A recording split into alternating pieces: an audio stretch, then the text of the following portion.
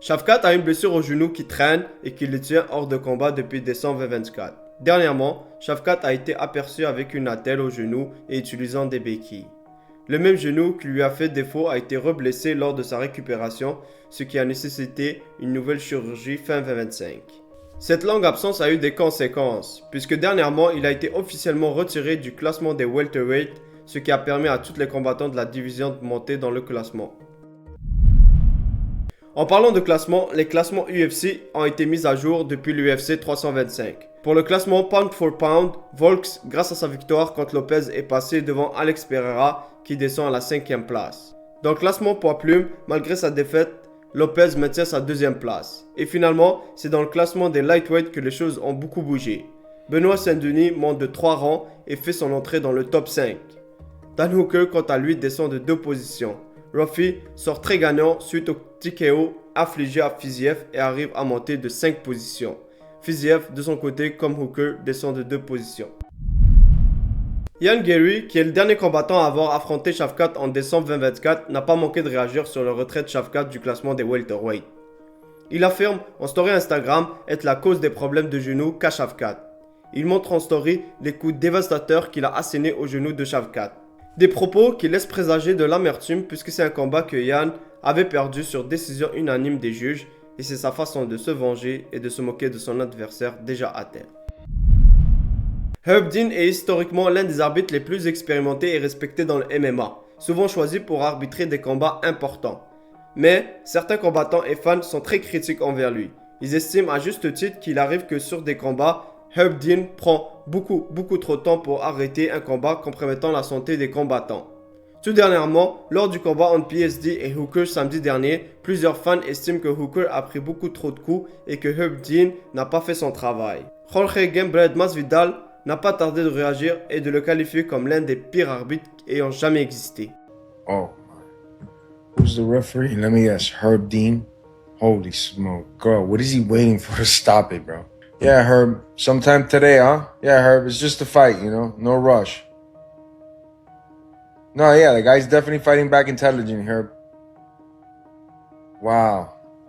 I don't want to take nothing away from St. Denis' performance because amazing, but damn, as I've said my whole fucking career, Herb Dean is the worst referee to ever exist. I mean, fuck, bro.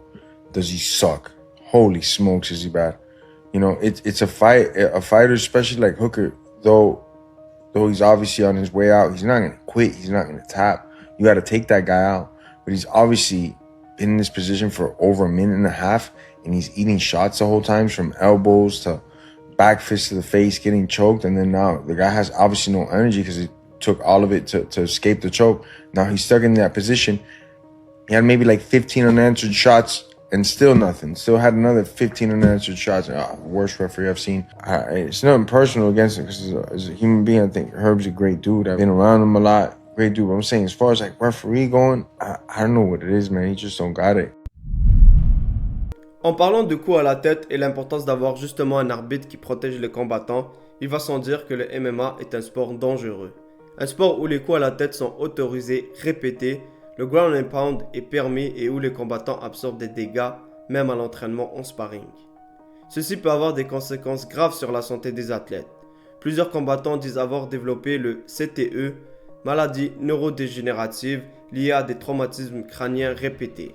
GSP, légende du MMA, aborde justement les risques de séquelles cérébrales liées à ces combats. J'ai toujours été très prudent et très conscient et j'ai vu beaucoup de docteurs aussi pour être sûr et certain que ma santé au niveau cérébral soit toujours regardée puis prise d'une façon optimale. As-tu des séquelles de tous ces combats-là? Jusqu'à maintenant, j'ai pas de séquelles. J'ai fait des tests avec des docteurs, des neurologues, mais comme le docteur il dit, ils peuvent pas savoir que la technologie qu'on a aujourd'hui, si dans peut-être 20 ans, je vais peut-être développer des problèmes de démence, de Parkinson ou d'Alzheimer, on ne sait pas ça. C'est ça le danger avec les sports de contact. Puis c'est pas juste à la boxe, au combat, football, ça peut être aussi au football américain, même au soccer, les corners qu'ils font avec la tête. Ouais. Et ce qu'ils savent maintenant, c'est qu'il y a un très gros lien entre les athlètes qui commencent à recevoir des coups sur la tête avant leur puberté, quand ils sont jeunes. en relation, c'est eux qui développent le plus des problèmes reliés aux commotions cérébrales plus tard dans leur vie. Donc, si vous avez des enfants, faites très attention s'ils font un sport qu'ils ne se fassent pas frapper sur la tête. C'est très important. Si la vidéo t'a plu, pense à t'abonner, commenter, partager et à lâcher un like. Ça aide beaucoup la chaîne. Merci et à la prochaine.